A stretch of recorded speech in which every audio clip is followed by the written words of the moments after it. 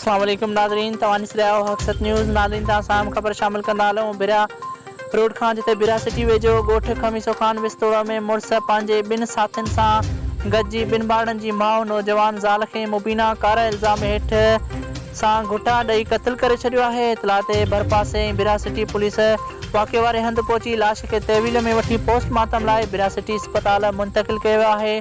Police मुख्य जवाबदार खे गिरफ़्तार करे अणॼातल हंधि मुंतक़िल करे छॾियो आहे। हुन सिलसिले में क़त्ल थियल नारीअ जी अमड़ बिरा रोड जे फतेहपुर वासन नवाब खान ख़ातून ऐं नारी जे भाउ शिराज विस्तोड़ो ॿुधायो त ज़ालिमनि ज़ुल्म करे असांजी न्याणी खे नाहक़ क़त्ल कयो आहे। हुननि वधीक ॿुधायो त असांजी न्याणी खे यार मोहम्मद पंहिंजे ॿिनि साथियुनि सां गॾिजी क़त्ल कयो आहे, जॾहिं त पुलिस हिकु जवाबदार खे गिरफ़्तार कयो आहे। क़त्ल में मुलविस जे ॿ जवाबदार मौक़े तां फ़रार थी विया, जॾहिं त राब्तो करण ते बिरा सिटी पुलिस ॿुधायो त पोस्टमार्टम रिपोर्ट अचण बैदि ख़बर पवंदी त क़त्ल कीअं थियो आहे। जांच बैदि क़त्ल जा असुल कारण मालूम थी सघंदा। होॾां ॿई पासे इलाइक़े में उन्हनि वधीक चयो त बरकत विस्तोड़ो ऐं नौशाद सतड़ो यार मोहम्मद विस्तोड़ो जे गैर मौजूदगीअ में संदसि घर में दाख़िल संदसि नौजवान ज़ाल खे तंग कंदा हुया, जंहिं तां मुड़ुस गैरत में अची मुबीना कार इल्ज़ाम हेठि ज़ाल खे क़त्ल कयो आहे।